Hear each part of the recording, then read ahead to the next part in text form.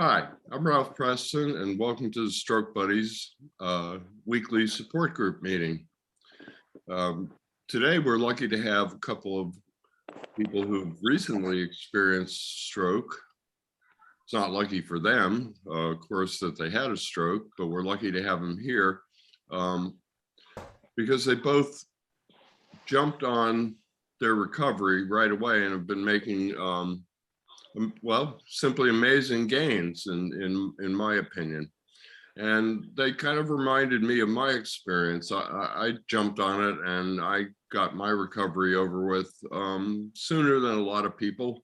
And I always wondered if that was a factor. And when I saw what Bob Andersen and Veronica Coney were doing, I said, no, there's something to this. And I also wanted to invite Rebecca to talk about her perspective because due to neurofatigue, she wasn't able to jump on it, but at some point she jumped on the concept of a focused approach and neuroplasticity. So she's going to provide that perspective. So if you're sitting out there at 2 or 3 years and you didn't jump on it on day 4 like Bob did, then that doesn't mean it's the end for you. There's always a path forward if you have a good attitude and you work at it. So first thing I'd like to do is get everybody to just talk a few minutes each about their stroke and how they made this transition away from the whole woe is me thing and into the like, I can do this, I'm going to get up every day and kick butt. So Veronica, if you'd go first. You're muted again. Uh-oh. Hey, Veronica, you're muted. Veronica. I'm sorry, you guys. I was telling my mom to kind of tone it down. I'm here. Okay, so tell us a little bit about your hemorrhage and your recent stroke and how you got over the whole attitude thing and got to jumping on it like you're doing. The progress that you've been making is just phenomenal. There's just no other word for it. Okay, so this journey began 14 years ago, and I'm gonna make some clear ups. This journey began 14 years ago. A week after I gave birth, I had a brain hemorrhage. Of course, it's a stroke. I had a subdural hematoma, where I had a craniotomy and a cranioplasty, right? Which in turn gave me seizures. So fast forward to this day, I believe it was October the 29th, I was having severe seizures, which got me unconscious. And they found me on a train coming back to Chicago because I live in Illinois. And I just had to start the procedure all over again. But let's go back to the stroke in 2007, a week after I gave birth. So I was in a very, oh my God, I was in a very dark place. I did not know what happened to me. I was extremely upset. And it goes back to what you were saying, Ralph. I did not jump on it. And I love that term, jump on it. I don't know who came up with that, but that is beautiful because my mental capacity was like, oh my God, what happened to me? I was very angry. I didn't know what happened. I woke up. I was totally paralyzed on my left side of my body. I was extremely weak. I just didn't, I was out of it. I was just like, I was totally out of it. And I was fighting all the nurses. They had to restrain me down on my right side because I was totally just devastated, right? I was in a mental shock. And I was only 31 years old with 4 children, a newborn baby. And was just like, oh my God, I can't believe this happened, right? So you can only imagine how angry I was. So I had some really, really great therapists.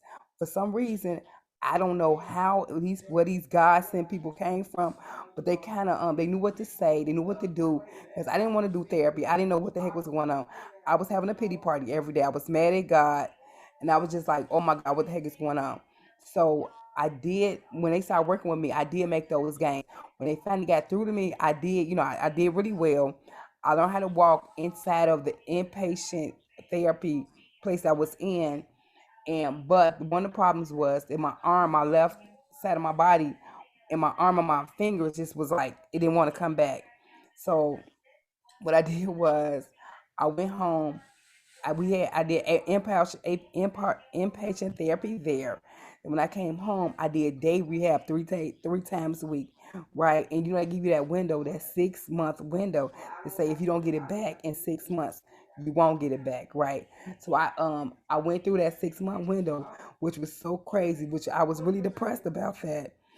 So man, y'all, this is really emotional because I'm taking that journey back there. I'm sorry, but it was so crazy. I was still devastated. And then they put me on this, what is that, Zoloft, the antidepressant medication, to really get me through that process so I can really get through with the therapy. So I learned how to cope with it. I learned how to cope with everything was going on with my body. So fast forward 14 years later, I'm still coping with my body, what's going on. So I ended up having seizures on a train, which got me unconscious. So that's where it wasn't a stroke. It was not a stroke again. It was just these seizures that happened in the area of the stroke that caused so much damage to my body again. So here I am now trying to now this time around I have a good attitude because I'm like, okay, I need to get this stuff going. So everything I had gained got knocked down, completely knocked out of whack. So I'm waking up, can't walk, can't do nothing that I was doing at first, right? So I'm like, this time I'm finna do this thing. I'm like, I know what to do. I know what to do to get better. So that's why I'm like, y'all see me making these gains. I knew what to do. So I was no stranger to this thing. So like now I'm like making gain after gain after gain. I'm in the game. I'm like, okay, I know what to do. So with the hand thing, which y'all saw me post, I don't know if you guys saw it, but that was some movement that I never done before. My fingers are still like locked tight. I get Botox every 3 months. So I'm like, dang, it's really happening. I'm getting these gains back. So that's it. That's my story, y'all. So the fact that you learned how to get over the pity party and deal with the attitude and get on to it, even if you didn't jump on it the first time, helped you with jumping on it the second time, cut down the Absolutely. process. Okay, Yes. So good. now I'm like the people that that suffered a stroke a long time ago. They don't think it's hope. Look, it's hope. I'm living proof that it's hope. You don't have to have another stroke. You don't have to have anything going on with the brain. Just jump, like you say, jump on it. Go back in the game and get your stuff together. Go back, walk, and go get a therapist. Help them help you get better. That's my whole thing is fight to recover. You got to fight this thing. It's a mental thing. You got to get your mindset in order, but you got to fight and just keep going. Keep going. I don't care how long it's been. Keep going. Because for me, it was 14 years. And I still had like a little semi limp or whatever. But my thing is, man, keep going. Fight to recover. A stroke, we can still do it. The brain has ability to recover itself. It has the ability to make those connections. If you just keep at it, what they say, repetition as the mother of all learning. Just keep going, and that's my thing from now on. The things that I put on those posts, I'm really passionate about now, as I know the body has the ability to recover, and we just got to fight to do it. Well, and for those of you who are listening, that 6 month window is a bunch of crap. So It's a bunch of crap. Thank you. yeah, if you're not aware of that or you've been told that, let's repeat it again. It's a bunch of crap because I've learned things at 11 years out. I've noticed my toes didn't move, so I learned how to move my toes at 11 years, and it only took about a month. And I did it while watching TV. So neuroplasticity lasts a lifetime. It's what you make out of it. So, Bob, why don't you tell us a little bit about your stroke and your amazing story? Okay. First of all, let's see. October 8th, 2021, I had a brainstem stroke affecting my total right side, and I had slurred speech. I am type 2 diabetic. I had elevated high blood pressure, and it's where I'm at now. It's 7 weeks. I was scared to death when I was in the hospital. Took the ambulance ride about 8 o'clock at night. It happened at 8 a.m.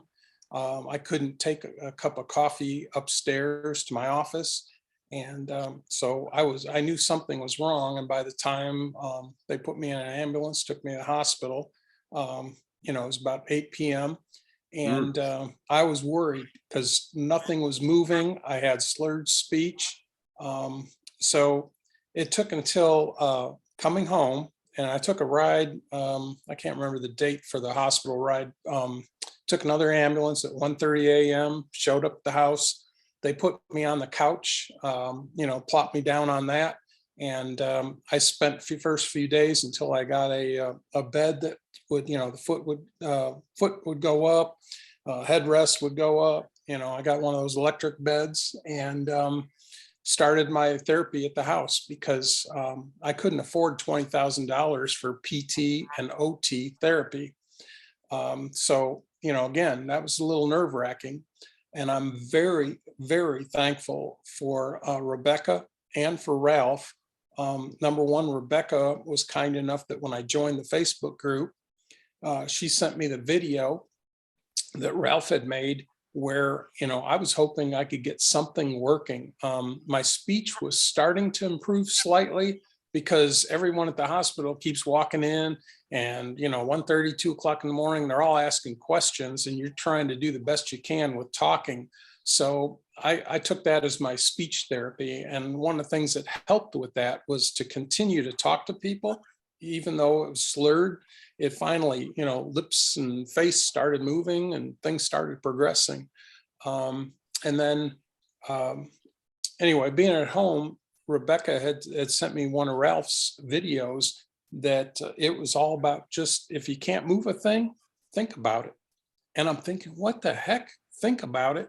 So, okay, I'm game. I got nothing. I'm just sitting here in bed, on the couch and, nothing's working. So I've got nothing, and that was 6 weeks and 3 days. You see me now, fingers are going, the hands moving, thumbs up. I'm taking steps, I'm walking. And so Right. what I wanted to do is share with you, and I'm going to send this to Ralph. I put together Bob's 20 list. It's my list of 20 things that I continue to reflect on and I continue to push myself. So the first one is be in pursuit of your goal. Have short and long-term goals. Next Tuesday, I'm hoping to take my first road trip in a car and go about 40 minutes away and spend the evening looking at holiday lights in Atlanta, Georgia. Atlanta Botanical Gardens. I'll post some photos, if I get there. But that's one of my short-term goals for next week, to be ready to go. And then if that one works out well, I want to do a 10-hour road trip down to Florida to see my father, and we'll spend Christmas down there. So that's another big goal. So make sure you write down, you say it out loud. Tell your brain what you want, what to expect. So let me go. Number 2 is seek wisdom, keep learning. I highly respect Ralph and Rebecca for their experiences that they share. They're great at research. Reach out to them, but keep learning. And okay, so where do I go to learn? YouTube, Facebook, Stroke Buddies. I mean, it's other people that are sharing your experience. So, contact them, send them a message and see where they're at in their journey and what helped them.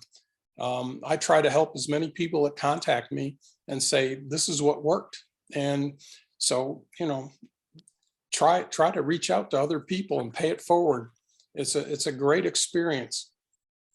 Number 3 is, what is your mindset? Ralph really helped drive this with several of his videos. What would other people do? Like Rocky, Superman, or Superwoman. I mean, you got to think, hey, Rocky was preparing for his fight. He was just, out in the fields, doing crazy stuff, just, therapies all around. So, try something new. And, what would you do? You're in charge of your own therapy. Don't always rely on others, because they may have good or not as great experiences to share with you.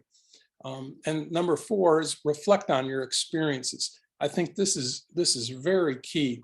People need to, whether you have a gratitude journal, but go back and reflect. Okay, what's happened in October? I had a stroke. I couldn't move a darn thing. I was so scared. But then later on, watching a video where Ralph says, think about it.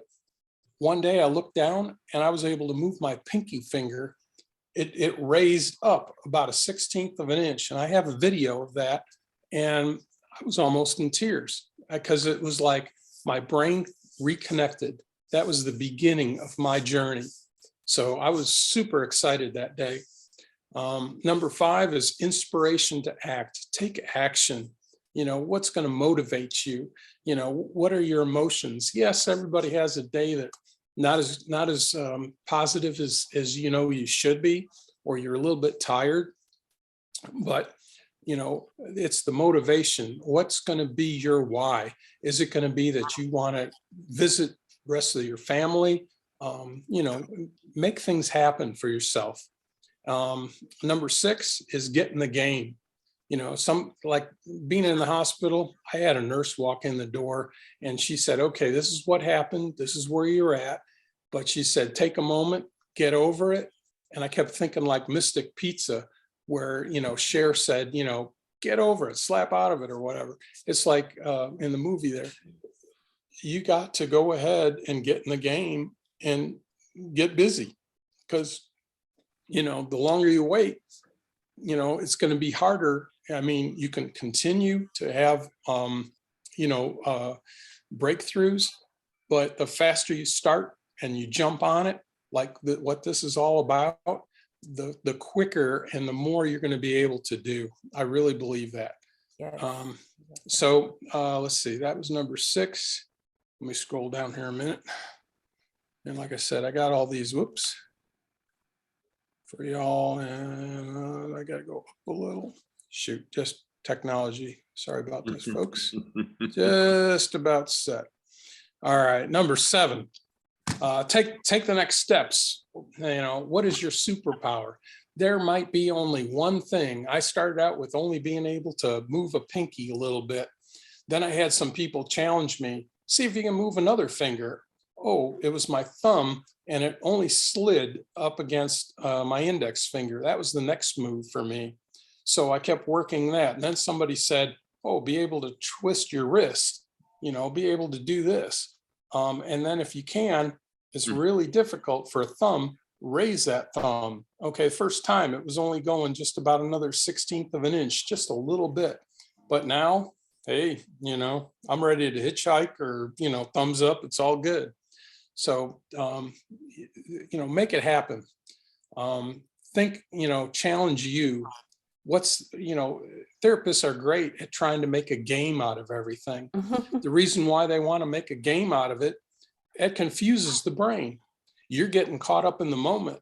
You're playing a game. Everybody loves a challenge and you want to win. So that game all of a sudden becomes a task that you might be able to go ahead and accomplish. Some tasks that I was excited over was, I bet it was maybe a week or two before I could wash my hair. And I washed my hair in the sink. You know, I was able to do dishes. Dishes were piling up. It's like, hey, that's unfair to my wife. I want to go ahead and try. It was only with my good hand, but later on, the affected hand started. Maybe I could hold a plate or at least hold it up against the side of a sink. So always challenge you to make an accomplishment. And then number 9, hold the expectancy. Therapy's all around us. You know, tell your brain, this is what I'm expecting. Put everything on notice. And then number 10, mentally hold the vision. I see what others are doing through this Facebook group, and it challenges me. You know, my brain is on notice. Some of the people that I just went, oh my gosh, Rebecca, you know, Rebecca does a post. She just did like 200 plus stairs. And I'm going like, man, I can't wait for the first day when I can accomplish one step. If I can do one step, I know I can start doing more. And so watching others really helps. Now, let's see, number 11, keep pursuing your recovery, you know, improve. It might only be a 1/16 of an inch movement, but then you're going for at least 1 inch, you know, start talking. Talking is great for speech therapy. I mean, all this was affected, and hey, hopefully you can understand me halfway decent. Writing, I just started to write thank you notes to people.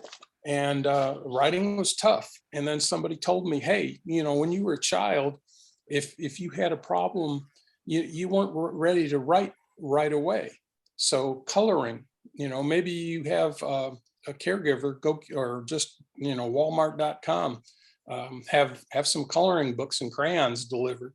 And you start by just those controlled movements and color things in. So 12, raise your standards, up your game. My game was, hey, I want to try 1 to 2 sets of stairs. I read a post probably last week. Somebody did 10 sets.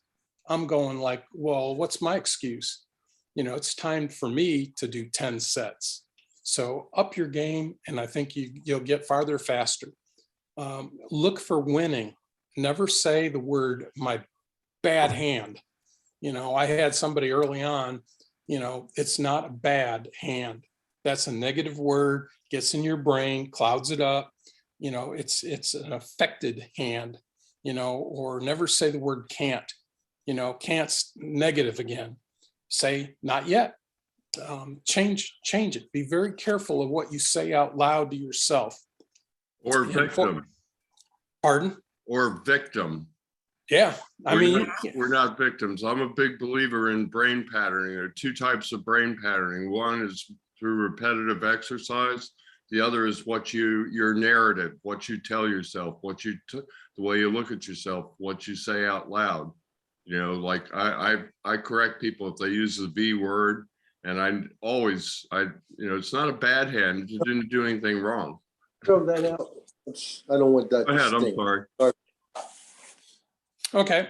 So, and again, these are just my list. And I'll send this all to Ralph, and, we probably upload it and so forth yeah, we'll do a post. Number 14 is be the best you can be. It's only today, you can work on things, but be the best you can be accountable to yourself. It's, whether you're, for me, I have to watch my blood sugar, my blood pressure. So I'm always taking a look at the readings. The other thing that was huge was diet. My diet totally changed, and so now I'm always reflecting, am I making better pluses by the choices I make for my diet? The other thing the last thing was supplements. I had no idea about certain supplements. So I had a teleconference. I couldn't leave the house. So I had a teleconference with my doctor, and we reviewed all the meds that I was on.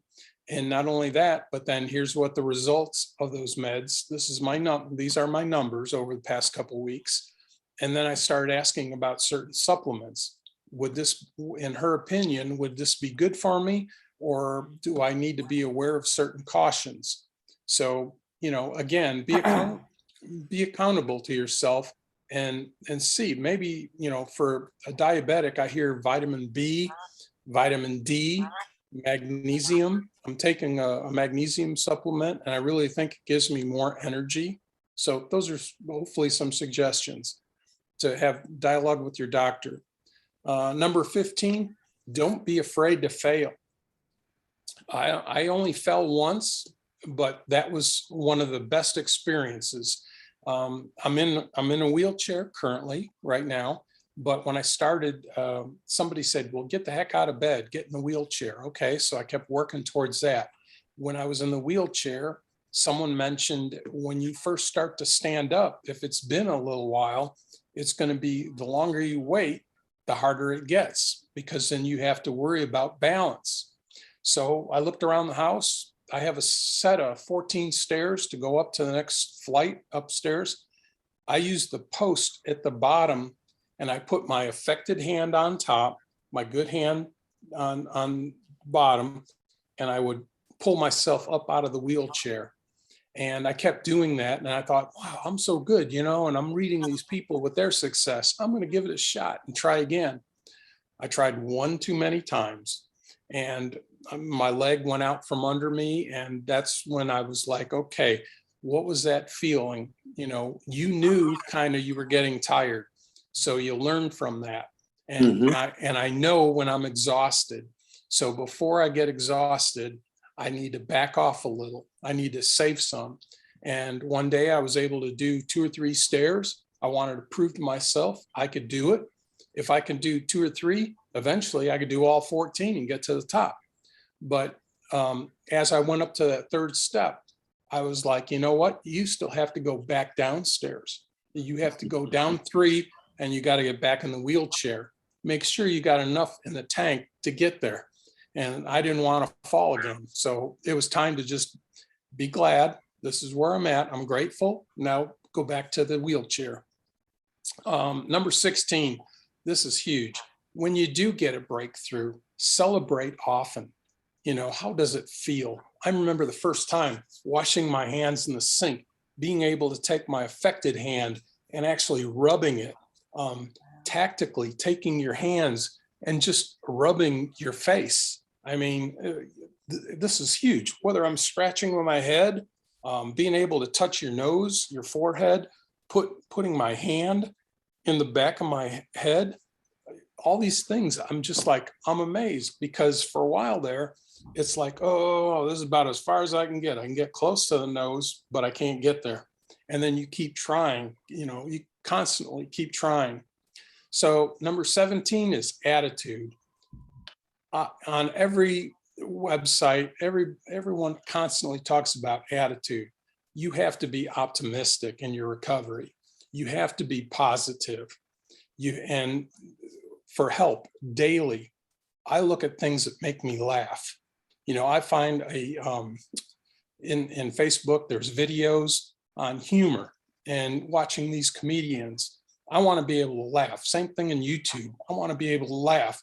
Now, things that are funny at the house, if you know me, I don't do broccoli, not on my list. But broccoli is so good for you, and there's so many great things.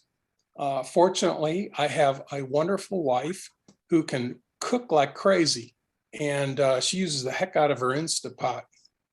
So, which recipes are on YouTube, and she made broccoli soup, and she used one of those like immersion or emulsifier type gadgets, and I didn't even know there was broccoli in it. You know, I can't handle the smell of cooked broccoli in the kitchen. It drives me crazy.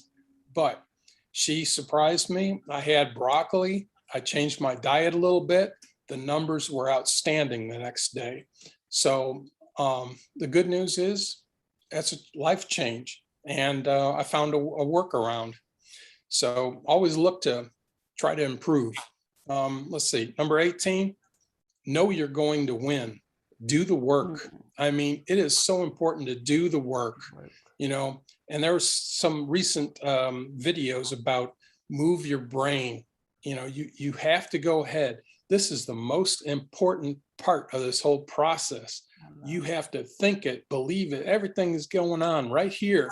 Tap into it, make it happen. And then, you know, part of winning is also balance. You know, being able to stand up for the first time. You know, I made popcorn in the microwave. I was first in the wheelchair. I'm 6'3". I can reach, but could I stand? I didn't know. So I parked that wheelchair in front of the microwave and I went to stand up, and just, you know, they say that if the longer you're in that wheelchair, it's going to be a little more challenging to stand. So, you know, learn to balance and get up often. You know, it's like, okay, I did it once or twice yesterday. I'm going to go 3 or 4 today. And I'm going to try to balance and stay, it's hang time. You know, just like first time getting out of bed, I needed an assistant.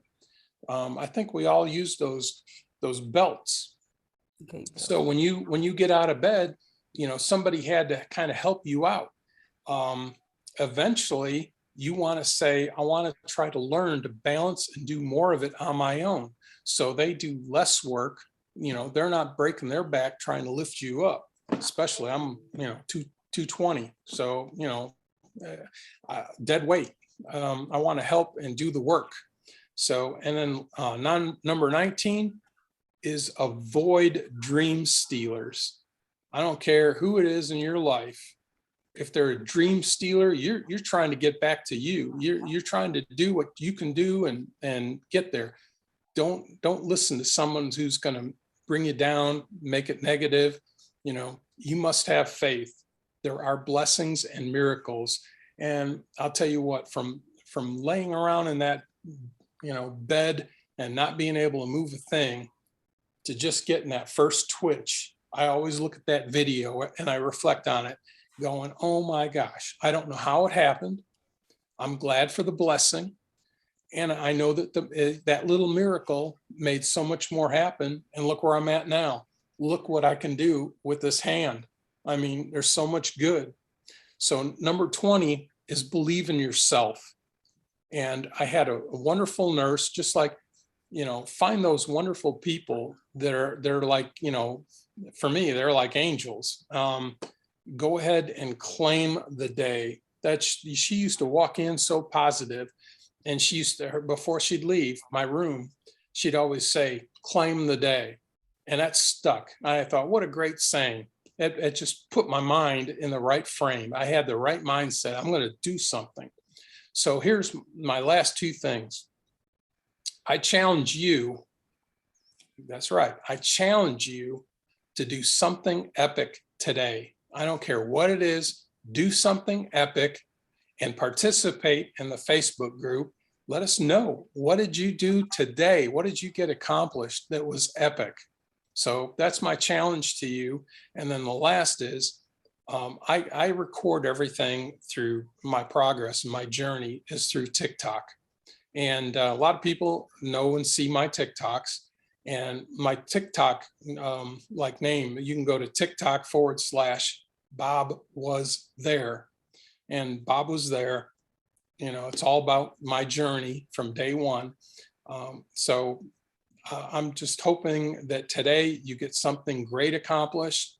I'm thankful for everyone and their participation because I'm constantly learning, seeing what somebody, you know, I had to go take a shower upstairs. I wanted to do that. And somebody said, hey, wear a bag. So I took one of those little grocery bag type, you know, lightweight plastic grocery bags, put it around my neck, put my shampoo, put my suction cup, suction bar for the shower handle, and upstairs I went. And I went up the stairs and took a few steps. So good luck today. And if I can ever help someone, pay it forward, be glad to help. Thank you, Ralph. Thank you, Rebecca. Well, the only thing I can say is, I think I talked to you for a couple of weeks on the phone before I knew you even had any speech issues. It's just unbelievable that no one would ever know that you had slurred speech at all. The other thing is, I'm going to hand you over the keys to the city because I thought that I recovered in about 6 months. I worked for 15 months before I slowed down, but I'd done a lot of recovery by 6 months, and I thought I did well. I also thought I did well figuring this all out in about a year or two, because it was a full almost 2 years before I started giving motivational speeches. I don't know how you've done what you've done, and I certainly don't know how you've figured this whole thing out in like 6 weeks, but kudos to you. And here's the key to the city, because you deserve it. So Rebecca, tell us a little bit about your stroke and your experience with neurofatigue, and then how you got around to jumping on neuroplasticity. So my stroke was March 28th, 2020. And if I could put that in context, COVID had just been declared a pandemic. And when I was in the hospital, I was thrown into the ICU for 2 days to be tested for COVID because I coughed. And the doctor heard me cough. It was slightly a phlegmy cough. They threw me in the ICU for a couple days. And then the other thing that was going on, within a couple of months after I got out of the hospital, I live in South Minneapolis. The George Floyd demonstrations broke loose when he was murdered by the police. So all of this was unfolding at the time, around the time that I had my stroke and got out of the hospital. And if I could just say, the neural fatigue, they knew when I was in the hospital that I had neural fatigue. It was very apparent to everyone, but the hospital and the acute rehab program were in a hurry to get us out of there. So they were concerned with things like making sure that you could get up a set of stairs, that you could walk from the living room to the bathroom, that you could do a few things to take care of yourself. And then they pushed you out of the hospital and sent you home. And that's the condition that I was in when I dragged myself up the 18 stairs to the second floor walk-up apartment that I live in. And boom, there I was. I had to figure out, what am I going to do next? And I had a home therapy program, home therapists coming in to help me, but they had no understanding about what the neural fatigue was all about. And within 3 or 4 weeks of being at home, I also developed spasticity because my stroke was a brainstem stroke on the left-hand side. And one of the typical symptoms of brainstem stroke is spasticity. So I had these two things going on, and the home therapists really were not trained in neuroscience. They did not understand that it's the brain that is a problem. And if your muscles are flaccid, it's because you have a brain injury. If your muscles are spastic, it's because you have a brain injury. If you have problems with balance, it's because it's your brain that's injured. It's not that your arm is not strong. It's not that your arm is stiff for some reason. It's the brain that's the problem. And it took me a long time, 3 to 4 months, I would say, to figure out exactly what the issues were and what I had to do to get myself on track. And part of that came because I signed up with Stroke Buddies. And I started reading online some of the things that people were posting, and came to an understanding that there were good reasons for attitude. That attitude is a fundamental component of getting us from the pity party, if you will, to actively participating and guiding the recovery process. So that took some time to figure all of that out. Then the other thing that I did was I started doing some writing about stroke recovery, about walking, about hand recovery, about stair climbing. Because as I progressed with my exercise program, that is what I was doing to recover and to fight spasticity and to recover. Ralph and Jenny Golder set up something called a walking challenge, where if you posted a video about your walking, they would assess how you were doing and what it looked like, and they would give you recommendations for how to improve.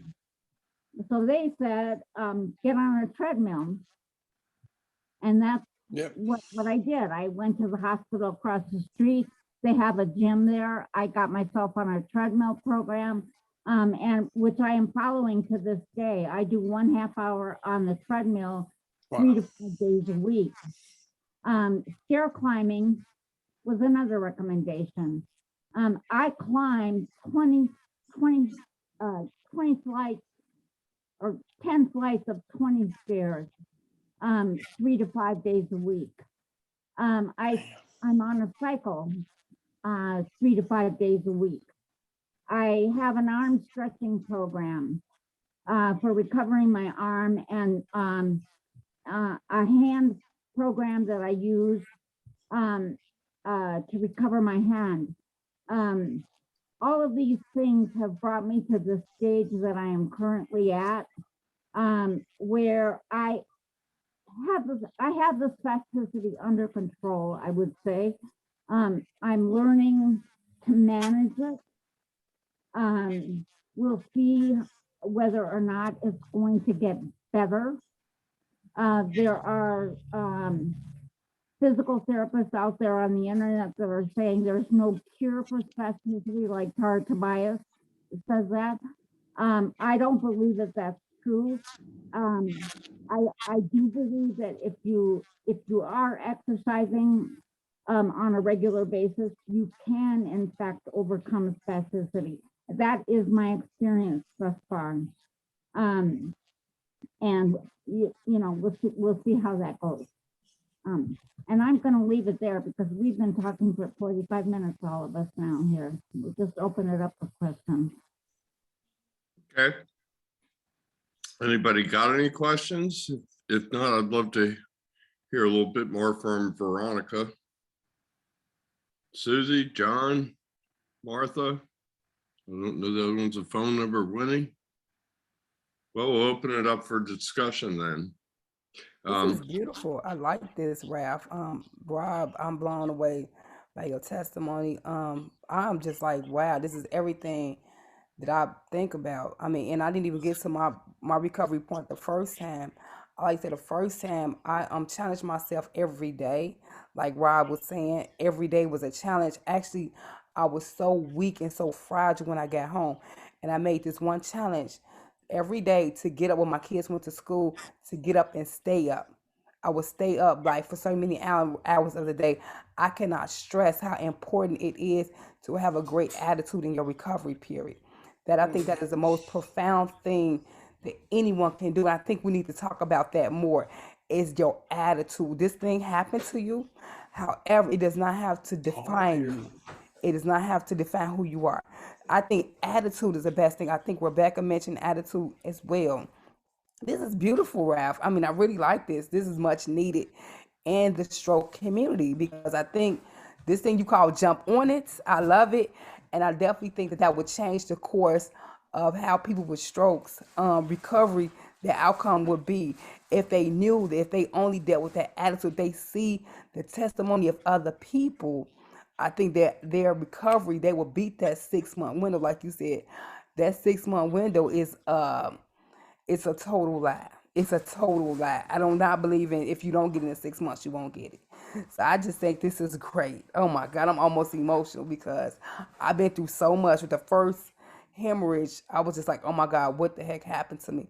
But you guys are living proof that we can take over the course of people that have strokes. We can show them and even teach them like, hey, look at me. I did this. You can do it too. So this is just nice. I'm like so welcome. Thank you so much, Ralph, for inviting me here. I'm going to go sit back because I think we're going to get a couple of minutes, and I would love to hear other people's stories and journeys. Well, one thing I think you hit on this, and there's another aspect to it. I think that one of the things that I've tried to cultivate in Stroke Buddies is the whole video thing, because I think when you see somebody else getting better at home, that it's really inspirational to you.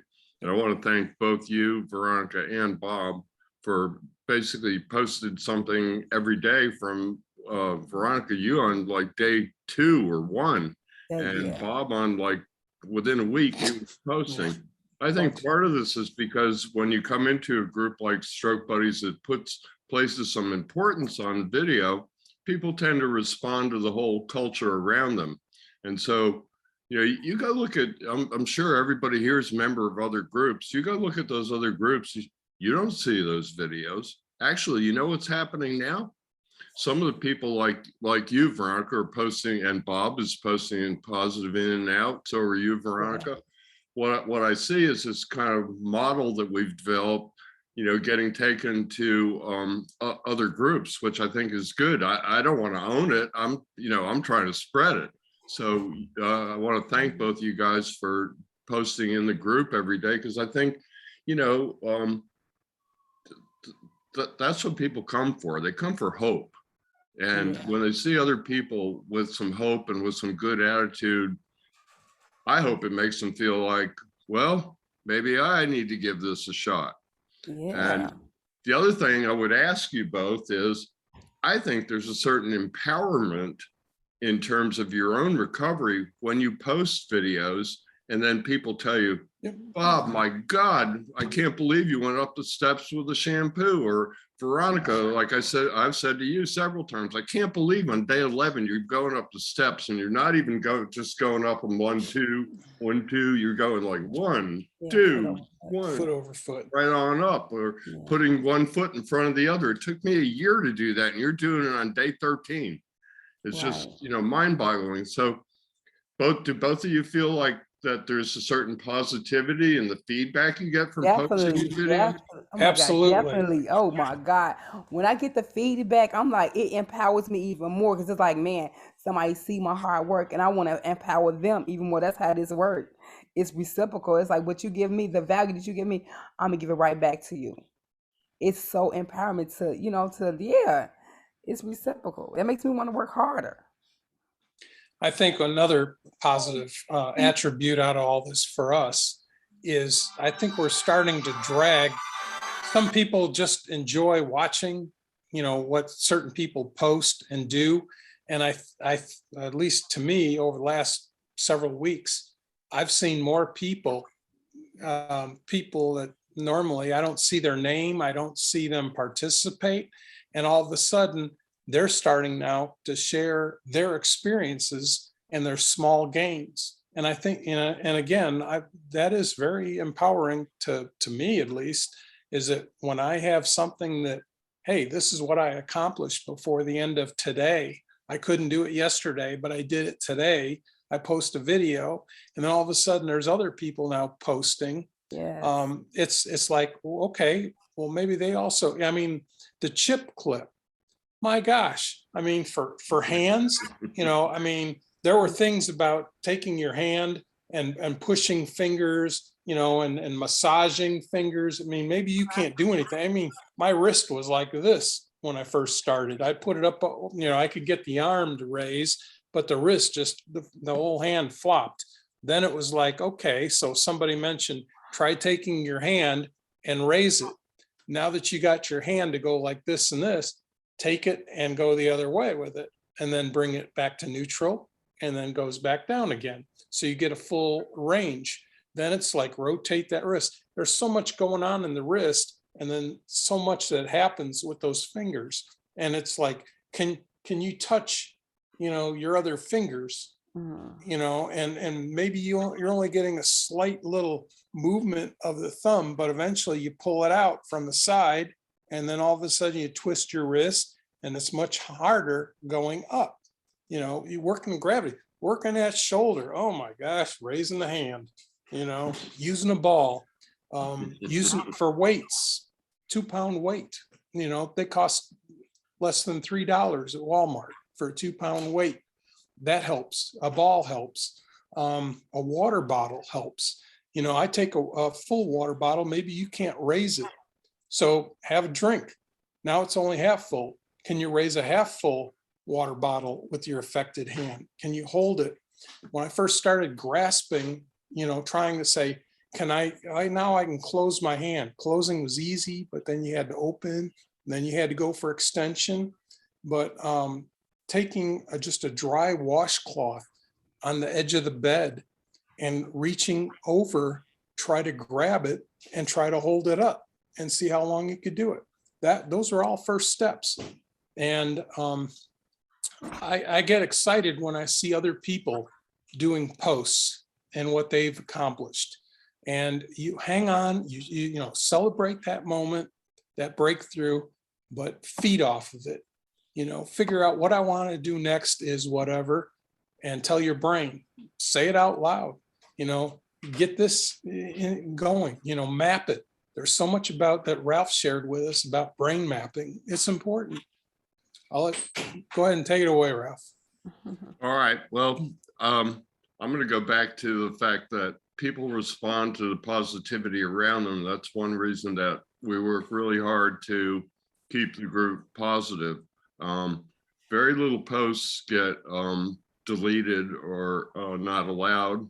Don't believe in censorship, but you know, also, and you know, so we allow people to vent and other things. But if you look, we don't get a lot of pity parties because it's really hard to have a pity party around everybody being positive, isn't it?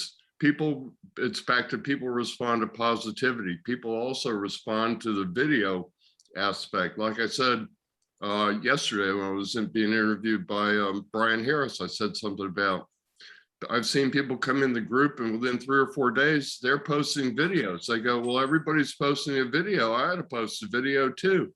Then they start doing it in other groups. Then people, another thing I've noticed, or Rebecca noticed it too.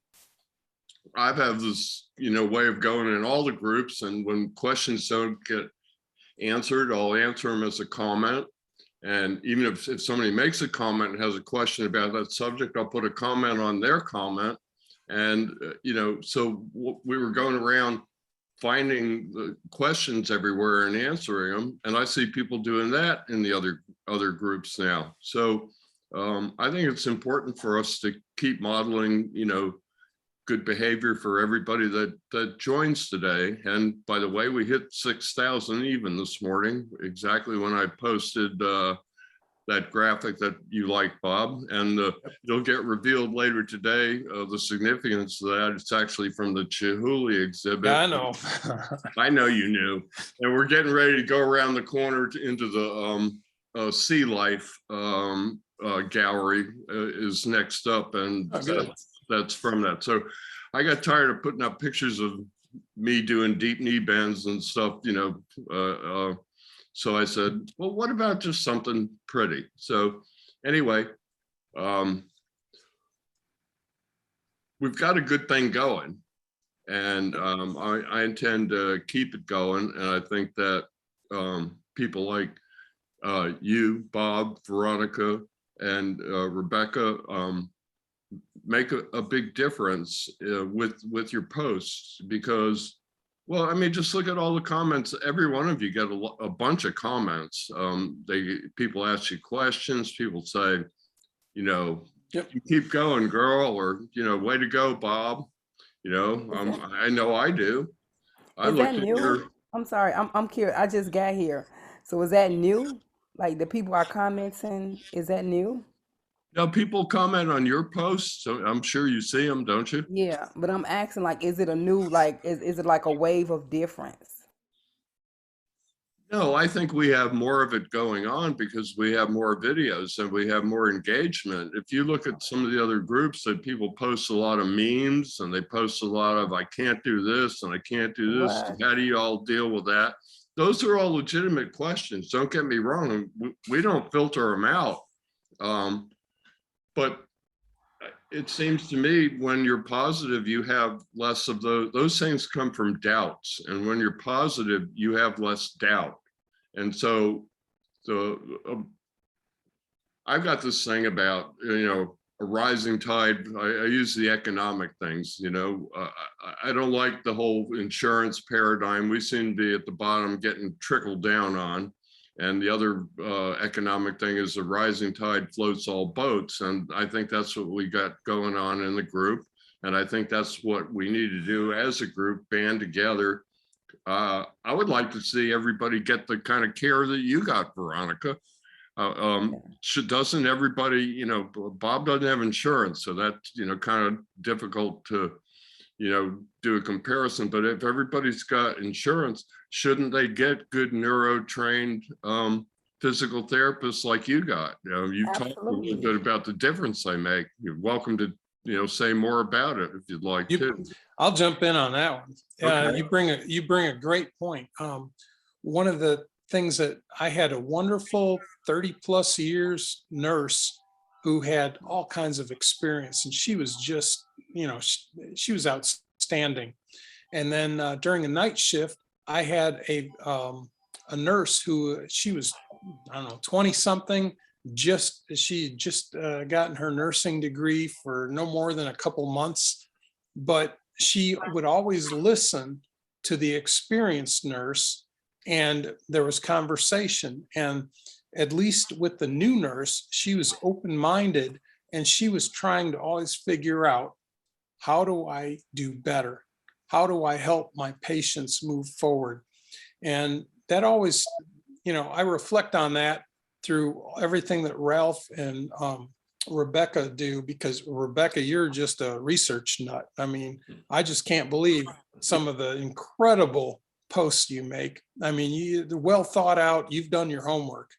And then Ralph just has so many experiences and conversations with everyone since he's had his issue of a stroke. So I keep thinking, wouldn't it be great if healthcare would raise their game? And instead of having a neurologist walk in and ask me the question, can you move anything? Can you move your foot? Can you push on it? I mean, and then you charge me $600 for, the answer to say, hell no, I can't move anything. I'm, same as I was yesterday. And that was $600. She could have said, oh, by the way, I understand your speech is a little slurred. Start counting backwards from 100 and say it loudly. Get those muscles moving. There's somebody else, there's a speech therapist, and they have all these little specialty people that fit in a box, and that's all they do is they're trained just to ask their questions. But it can go back to a brand new nurse who just came out of nursing school. And some of these things all about, start working from the moment you're sitting in the bed. Hey, it's 2 o'clock in the morning and I'm wide awake. I could have been saying 10, 9, 8, 7. I could have been working on this. Maybe all of a sudden while I was at the hospital, I would have gotten that little finger moving first instead of coming home for a few days wondering. Somebody could have said, hey, you need to think about it. Maybe you can't move anything, but tonight, next 6 hours, start thinking what you might be able to do and push it. And then, I think those nurses, it brings healthcare, it'll bring it up a level. Well, you basically described, part of the purpose of this group, and that is that I think that we discover things on our own, and we have a perspective that's valuable, that's not being particularly listened to. So, that's one of the things that I'd like to see changed. And here's a pro tip: listen to the nurses. The nurses know where it's at. You ever see that meme where it shows that somebody hooked up to about 4,000 different devices? They got them doing infusion and every kind of thing that says, nurses, don't ask a doctor to do this. The nurse will never tell you that neuroplasticity goes away at 6 months. And actually the newer doctors don't. The people that tell you that are the 60-year-old doctors. That's what they learned in school. But a nurse knows better. So pro tip, talk to the nurses. I found them, and both Veronica and Bob, you both described how nurses made a difference in Huge in your attitude. You know why? Because they took the time to give you just a couple of little nuggets that made a difference. And I don't understand why neurologists and therapists and stuff don't do this more. There's something beyond the playbook, that says, okay, hemiplegia, do this, do it forever. There's something to challenging the brain. both you and Veronica that's what you're doing. That's why you're making gains. You go doing the same thing every day forever. It's not going to work.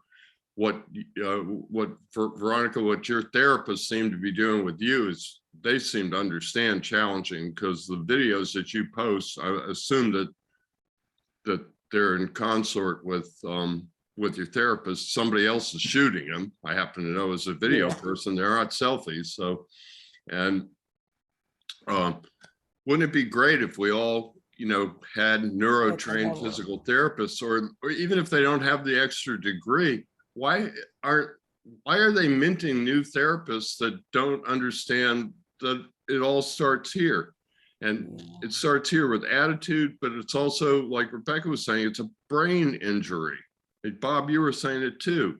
So you got to get your attitude straight in the brain, and it's a brain injury. So, if you get an orthopedic physical therapist, they'll like start with a body part that's not working, and they don't really work their way back to the brain. At least somebody who's neuro trained, or you don't have to be NDT trained. There's certain certifications, but anybody, okay, Bob, so make the gun and then do that both at once.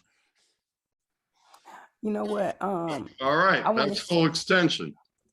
Right. All right, Rebecca, you got the gun in there? Anybody? Oh yeah, gun's in there. Yeah, okay. Well, that's full extension on your hand, and then if you can do that like all the way over your head, Oh yeah. that's it. You pretty much. So what I'm working elbow, is your still wrist. I'm still bringing that a little closer each time, and working with the ball. It takes a while to get that elbow all the way straight. I've seen a number of stroke survivors. I have one guy that I work with, and I don't care what we did. I mean, it was so much better. He couldn't get it about here, and we got it about like that.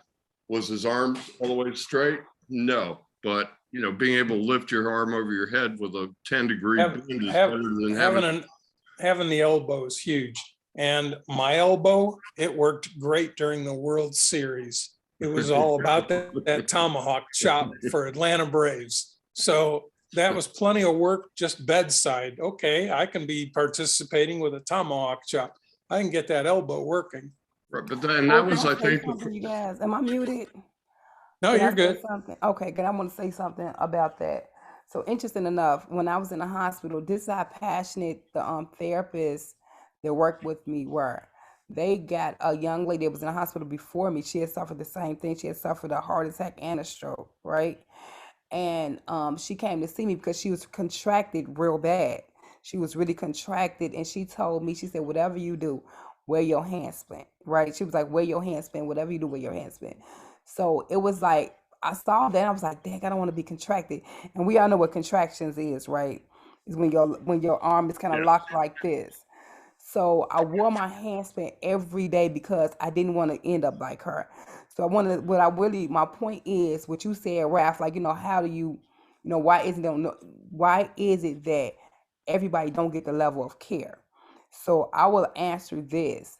It takes a passionate person to pay it forward and deal with passionate people that's really passionate about what they do.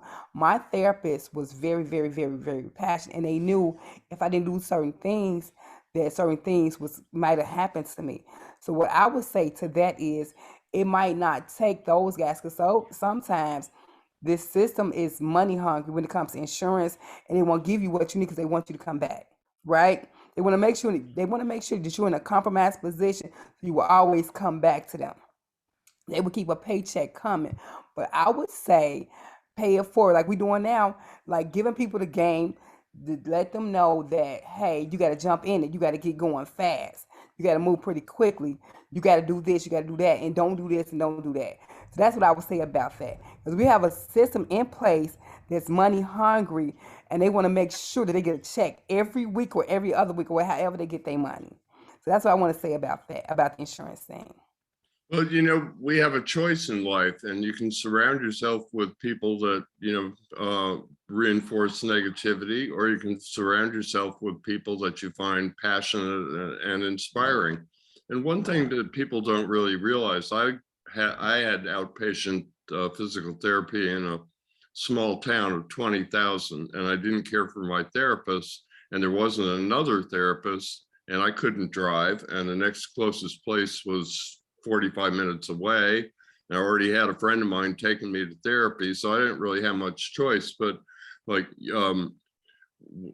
where if you're in the Atlanta or Chicago metro area, you're probably going someplace where they have multiple physical therapists. I know you're not in therapy, Bob, but if you were, you'd be at a place where they have multiple therapists. One thing people don't realize is if you're not happy with your physical therapist, you're paying them. Your insurance company is paying You're them. fired. You just go, I'd like to have, somebody else. You don't have to talk to them about it. They've all gone through this before. I actually did it once, and I was really worried about the person that I left behind having an attitude about it, but they were fine with it.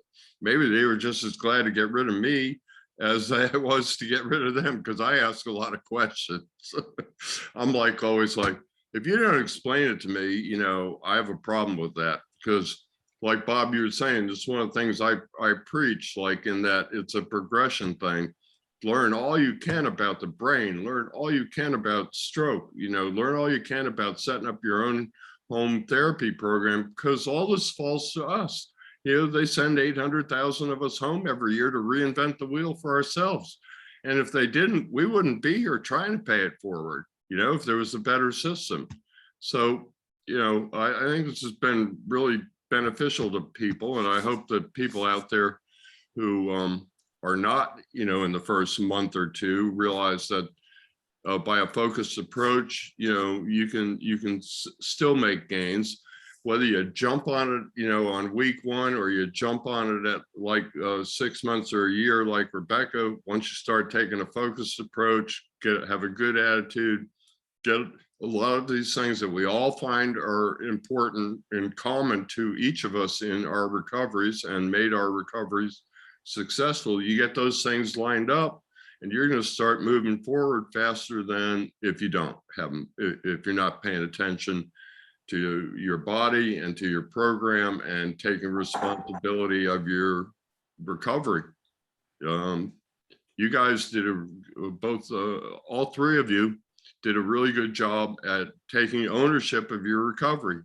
I say a million times, the cavalry is not coming. They're not coming to your rescue. Nobody's coming to your rescue. So it's important that we figure these things out for ourselves and take responsibility for our recovery, and try and figure out what's the best thing for us as individuals to move forward. By the way, Bob and Veronica, one thing that we're doing is we're going to give Rebecca a corner on the website. And I would love to, we talked about asking Neil Isaac and David Lauderdale about it, but they're not particularly, they mostly post and they mostly blast out posts, but I think it might be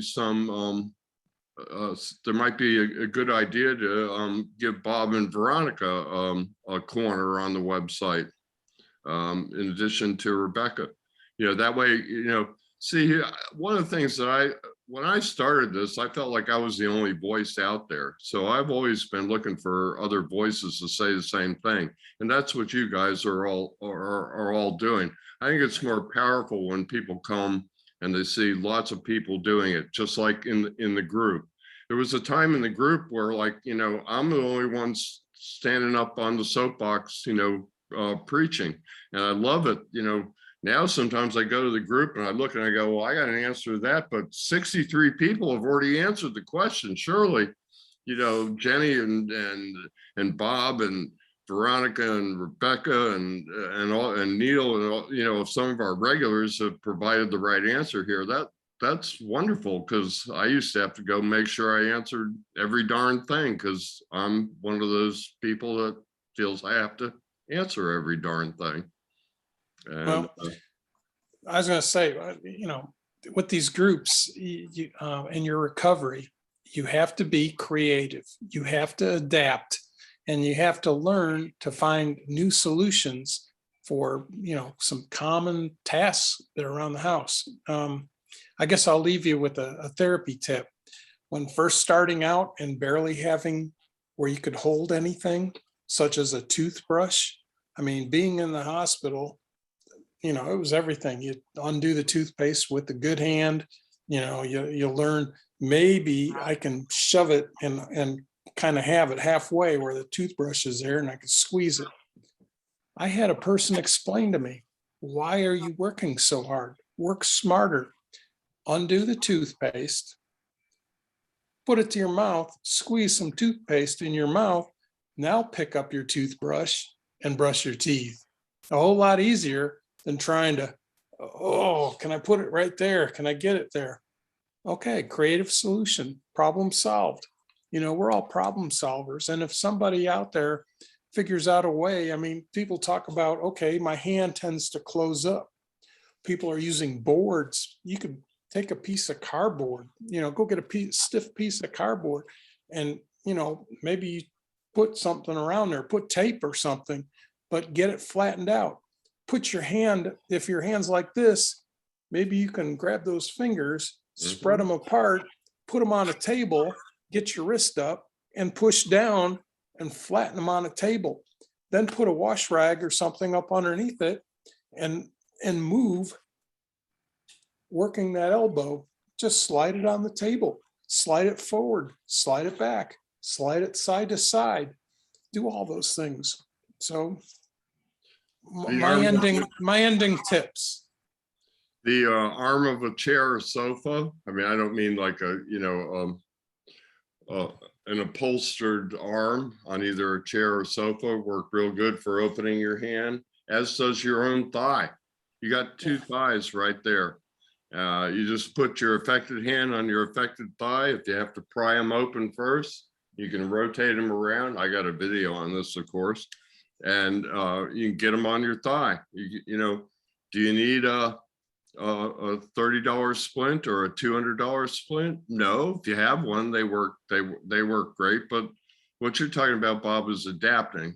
And one thing that would be really interesting, and the thing you're talking about with the toothpaste and stuff, that's cognitive, using your cognitive capabilities to make something easier.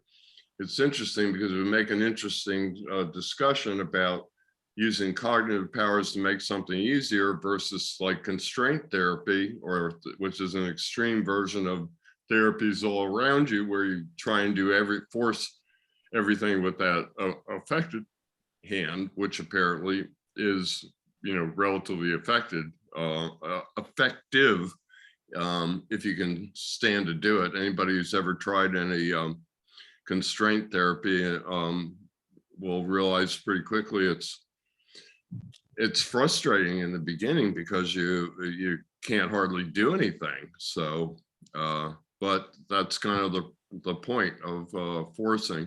I did a version of it. I just thought about it all the time, and probably what you're doing, Bob, trying to use, well, you're right, trying to use that right hand for everything you can, and coming up with the things like apple peeling. By the way, I wanted to see the apple pie and you ate the pumpkin pie. What happened to the apple pie? Yeah. I'll make another one. We still have more okay. apples, so I'll make another one. Okay. Yeah, I mean, we had more than enough apples, so I will peel more apples and show an apple pie. I'm just teasing you. Yeah, I did the coffee cup, being able to lift that and hold that, the water bottles for, using that as your first weight set. That was so easy. You taught me to go ahead and, when I was standing up making popcorn, you challenged me by saying, okay, now open up the bag while you're still standing and see if you can do that. Put it in bowls while you're still standing. So, it's again, exceed my hang time. The longer I can stay vertical, the better it's going to be the next day. And, and all those little things, accumulate and are, help with your success. Well, if you play little games like that, and I think that, having fun, like you said, laughing, making things into a game, it kind of, well, first of all, you forget that you're doing therapy while you're there going, okay, well, I just got to get this popcorn into the bowl before I got to sit down and everything. You're not really thinking about it's not the same as standing at the counter and marching 19, 20, 21, 22, Yeah. you know, right where you're at, you know, how many more you got to do when you make it into a game, you know, you get involved in it. And I think you spend more time and you don't have the whole drudgery of, you know, repetitive exercises, which are absolutely necessary to do also. Anyway, I guess unless anybody's got anything else, we ought to wrap this up and let everybody get on with their day. And I can't tell you how much, I guess Rebecca had to get on with her day. I can't tell you how much I appreciate Rebecca, as well as you, Veronica, and Bob, taking time out of your day to share your experience with other people. Like I said, I hope this conversation is really useful to those who are unfortunately newly minted stroke survivors, because I wish they didn't have one. Get busy moving. I challenge you to do more, you know, do something epic for yourself today and figure out what you want to get accomplished tomorrow. Have some ideas, you know, so you challenge yourself and you move forward in your journey. Thank you, Ralph. I got one last thing for people. It was told to me by a neurologist, and, you know, because there are people sitting out there going, these folks have attitude, good attitude, and I don't know how I'm going to do this. And I would just leave you with this. And this has been proven in scientific studies, and was told to me by a neurologist after I gave a motivational speech at Tri-State Stroke Network. And what he said is, more movement equals less depression. So it's just like going to the gym. There might be a time where, you know, you feel a little bit of an energy drag for a day or two. But when you go to the gym, first of all, two things, you know, everybody says, I don't have time to go to the gym. Well, when you take time to go to the gym, you magically have time to do it, and other things. It returns time to you, but it also returns energy to you. And I think that's the case with stroke movement. I've often wanted to have a daily class called Stroke Move locally, but I can't find enough stroke survivors. If I lived in a bigger area, it might be more successful. But, you know, I'm a big believer in, you know, moving every day. That's what you guys are doing. That's how you're getting better. That's how I got better. And so we'll just leave it at that. And thank you all for coming. And if anybody out there wants any help with this, reach out to me, Rebecca, Veronica, Bob, most anybody else in Stroke Buddies will be happy to try and pay it forward for you. And to everybody out there, I hope you have a good recovery. I hope you can latch onto some of this, and I hope you can become pay it forward survivors too, because we need all of us out there to stand up together, because together we have a much larger voice than we do if we're just shouting individually. So Thank you. all right, Thank you well, very thank all of much. you.